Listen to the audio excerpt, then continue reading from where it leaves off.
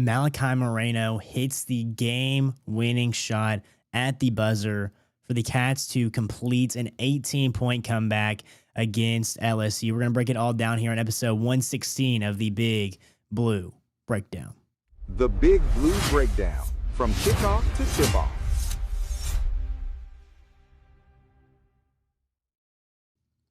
Welcome in, everybody, to the Big Blue Breakdown, where we cover Kentucky football and basketball. I'm Jackson Thurman. I appreciate you guys listening here.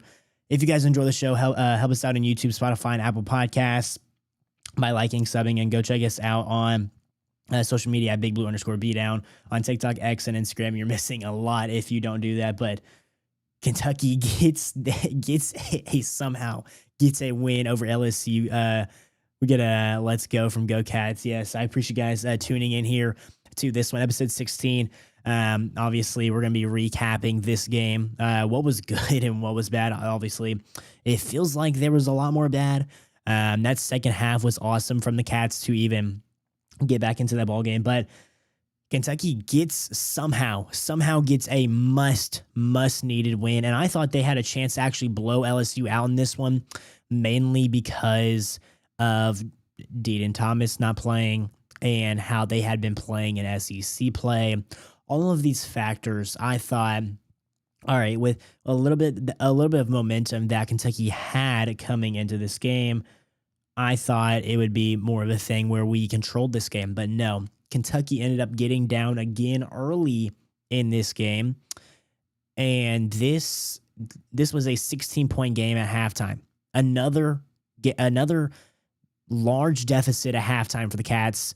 Hard win and fought out is good to stay in. Great job.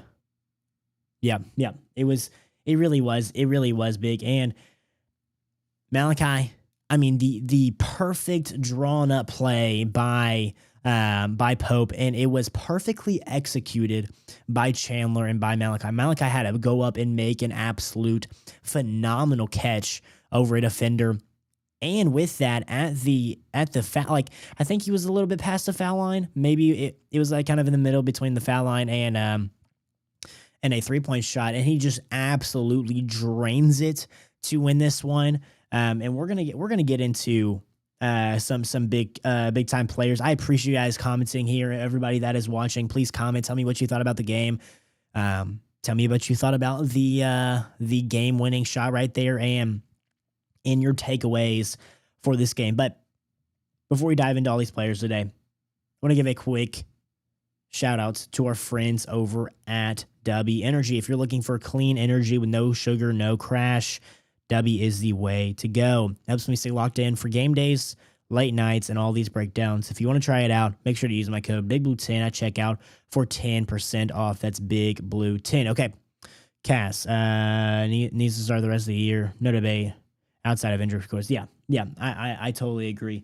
And I said that on the last one, like, even if JQ, which there is definitely a chance up in the air if he returns at all, even if he does return, that has to be a guy that you bring off the bench because, as you say, Kaz, the production that Malachi has given you, Malachi had a good game this game. Obviously, he got himself into a little bit of foul trouble, which actually hurt us. Like, he can't do that. He can't get himself in foul trouble because that's hurting us.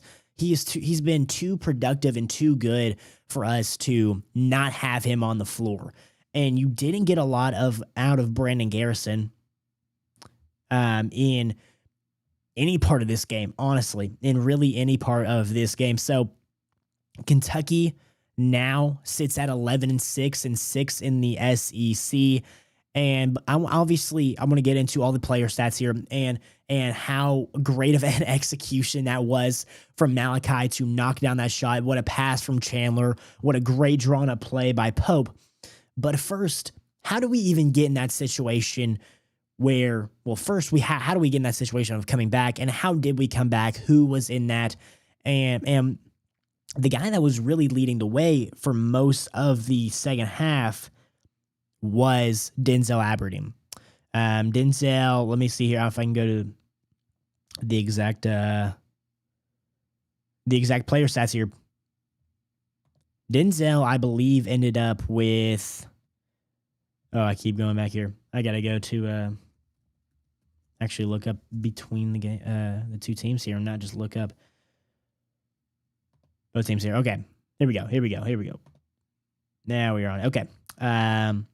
Denzel ended up with 17 this game. 17 points, 4 assists, 1 rebound on 34 minutes of play. And then you had Otega Owe, who led the way with 21 points, 1 assist, and 4 rebounds. Man, what's some clutch play from Otega. Obviously, he missed that last free throw, which obviously hurt us in that moment. Ended up getting the win anyways. But Otega was able to hit shots in the second half, and Kentucky hit threes. Oh my goodness. We hit threes. I thought we hit threes at a solid clip last game. Kentucky hit, I want to say, 8 or 9 threes in the second half of this game. Yeah, they hit 10 in total. I believe we hit 2 in the first half. They hit 8 threes in the second half. They went 10 of 23 from beyond the arc with a 43.5% percentage. 44.56% in the second half. I mean, in total, excuse me, from the field. I'm going to get into why Kentucky got down and why this cannot keep happening. But Kentucky won the second half 53-36. 53-36. The Cats end up winning the second half. Obviously, the Cats cannot have that start. But again, they were able to fight their way back here.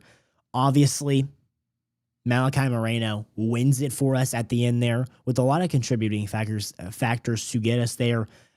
He ended up with 10 points himself, 2 assists, 8 rebounds on 20 minutes of play. I believe he honestly would have played more if he didn't get himself into foul trouble. And now if you're going to be thinner at that position again, with possibly JQ out for a long-term period of time, he has to keep himself out of foul trouble. He really does. He has to keep himself out of foul trouble because that's only going to help us moving forward. Okay, I thought Andrei Yelovich played solid. He was able to knock down some shots. He had 11 points, 5 rebounds on 21 minutes of play. Cam Williams ended up fouling out in this game. He had the steal and the slam to get us our first lead of the game. 5 points from him, 2 assists.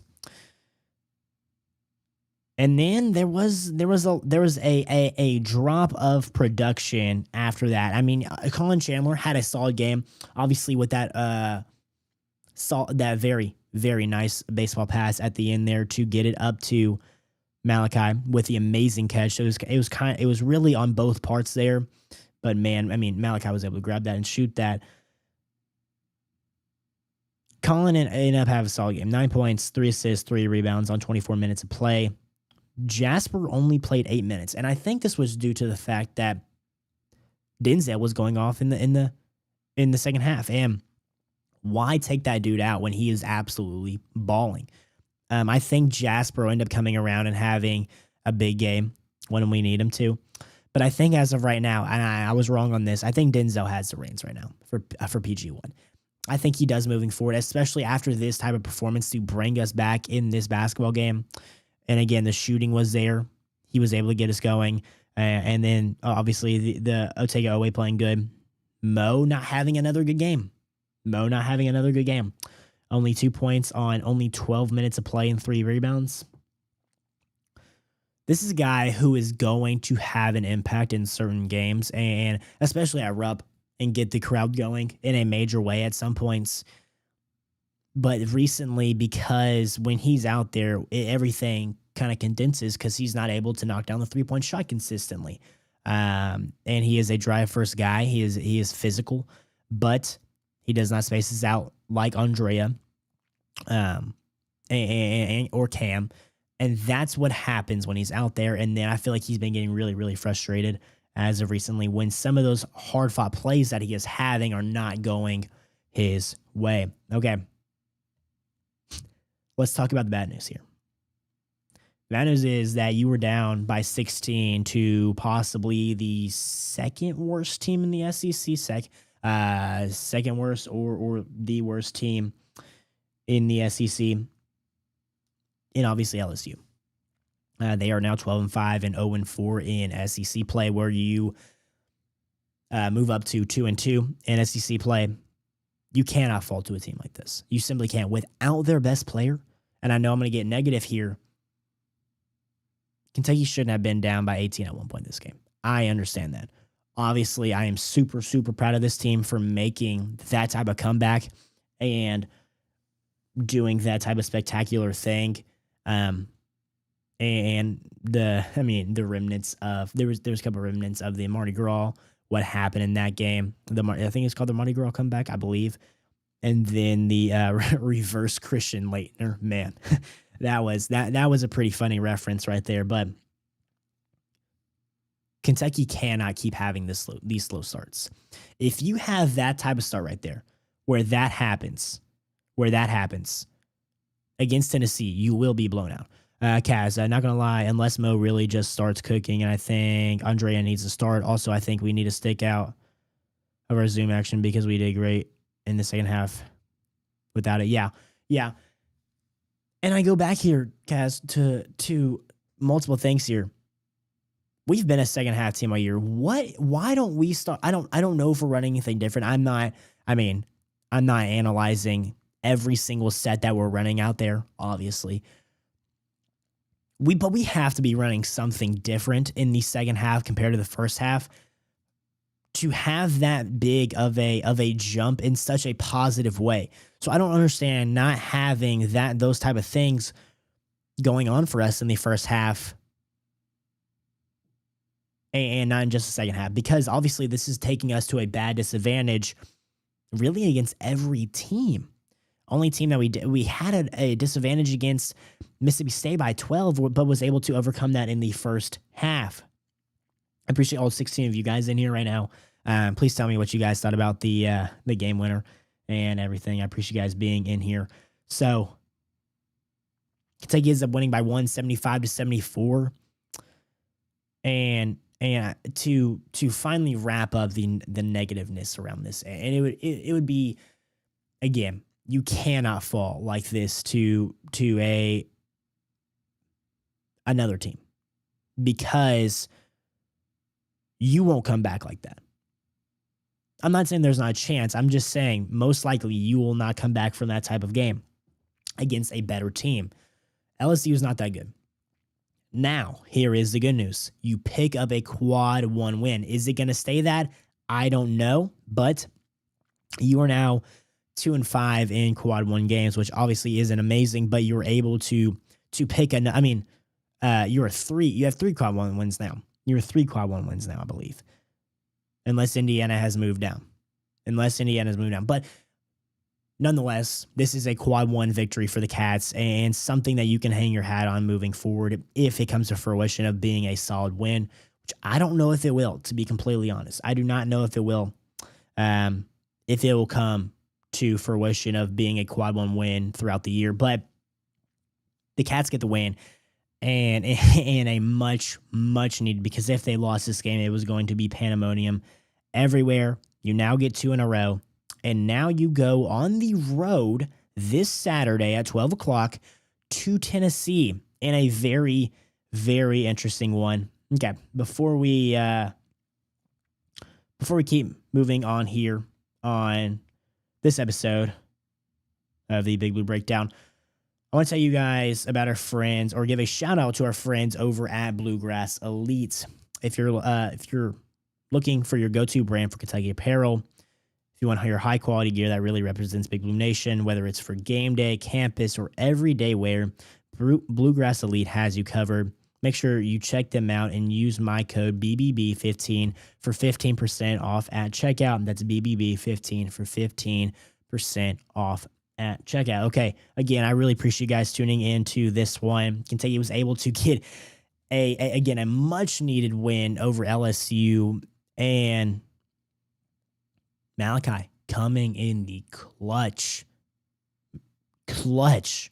from Moreno right there.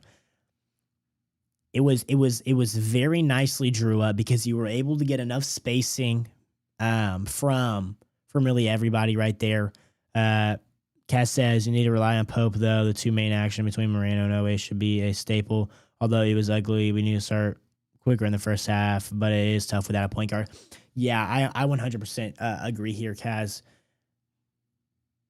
I don't know.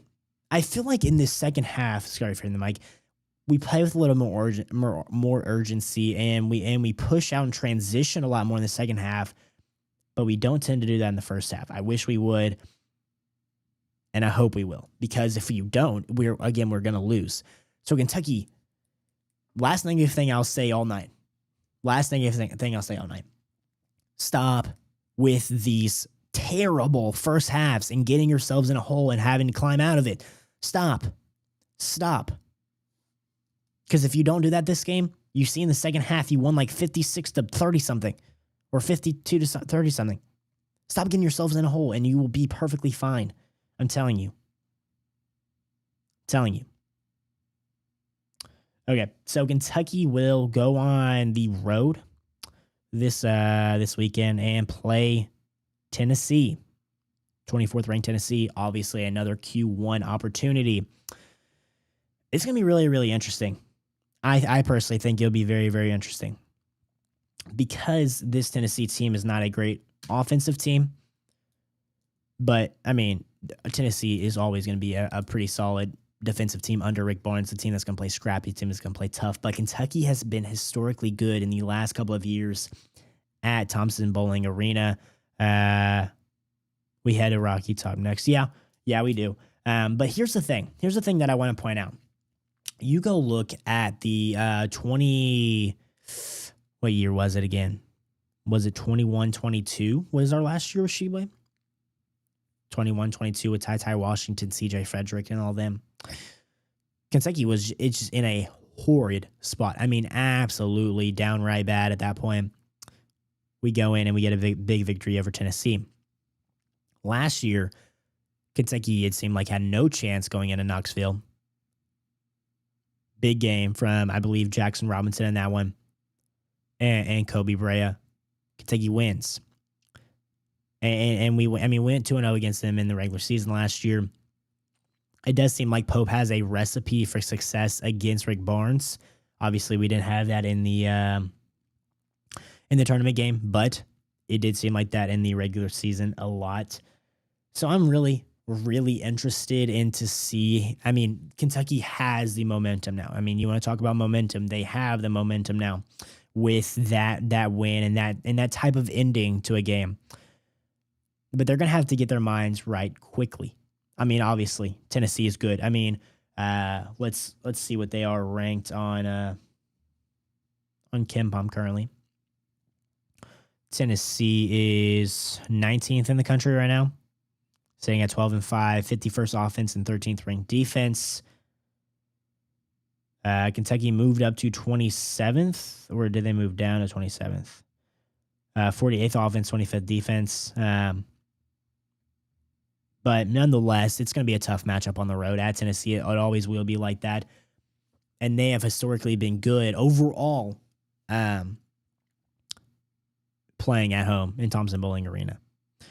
But Kentucky has, again, historically been good in the last couple of years at Thompson-Boling Arena. So I want to give you guys a hypothetical. What is your thoughts on Kentucky if they do somehow go into Tennessee and beat Tennessee? Where do our minds go from there? Like, what are we thinking about this team now? Because then you will have a opportunity to get a solid Texas team at home. It's a winnable game though. And then you get a bad Ole Miss team at home. So you got two in between there that are all right opponents. Now I know Texas took out Alabama on the road in their last game. Now I know they're playing one right now. But if you were able to get a win over Tennessee, those next two games, I would say you are going to be favored in. And Texas is up on Vanderbilt right now, so maybe this is a better team than we thought, and maybe a bigger matchup than we thought earlier going into the year. But let's say you are favored, and let's say you do beat Tennessee, and let's say you are favored in the Texas Ole Miss game, in the Ole Miss game. Let's say you do get those wins. that sets up a very, very big 2-game stretch when you get Vandy on the road, and then you have to go on the road to 17th ranked Arkansas. Obviously, we'll see tonight what exactly happens in all of their games. I know Arkansas was playing South Carolina tonight, which should be a win for the Cats, by the way. They're up by 20. I think Oklahoma might be the worst team in the SEC right now, if I'm being completely honest. And we have them after Arkansas, and then we go play. Then we get Tennessee at home again, where the denim jerseys will be brought out. But Kentucky ultimately ends up getting the win here against LSU by one. 75-74. The Cats end up winning this one on a buzzer beater shot by Malachi Moreno. Big time victory because it is a quad one win, and now you have this momentum going into Tennessee in a game that I think is winnable. And if you win this one, it'd be big. But man, it was a great setup by Kentucky. Stop getting yourself down at halftime by that much. Please stop. That is absolutely killing us. But be that second half team a lot, and you're a pretty good team. We outscored them by like 20 something in the second half here. I can tell you the exact number. 53-36. 18 points. That's a big difference right there compared to us being down by 16 at half. So I very much appreciate you guys tuning into this. The LSU crowd was going crazy when Moreno hits that shot. The crowd went silent. Yeah, I bet they were. Because what are the shots of that going in? And we finally catch some luck and have a shot like that go in. But man, Kentucky ultimately gets the win against LSU. Thank you, Malachi Moreno. Thank you, Colin Chandler, for having a great throw. Very great catch. Very nice shot. Thank you, Mark Pope, for dialing up something right there. I know it was very hard to dial that up. You can see actually Pope, if you go back and watch it again, Pope was talking to Malachi directly before the play and telling him something. So something right there ended up working, and now you have all the momentum going in the world going into. So far, I think this will be your biggest SEC game because it is such a big opportunity. If you were to win, you push yourself so far forward. And I will say, it's not a cop out for any games coming up. This LSU win now gives you a game to slip up, like against Tennessee. It gives you some breathing room, if that makes sense. But I very much appreciate you guys tuning in to episode 116 here on the Big Blue Breakdown. Cats get a big win at a buzzer beater shot. Appreciate you guys talking to me from the chat. I very much appreciate that. All the support for all 14 of you guys in here right now. Thank you guys so much. I will actually catch you guys. I believe I'm gonna make a post of the preview against Tennessee Friday morning. We're probably gonna be recording it tomorrow night, but that'll be out. Can't wait to talk to you guys again. And hopefully after a win, if we go live again after a win. Appreciate you guys tuning in to this one. Make sure to subscribe to the show. And as always, go Cats.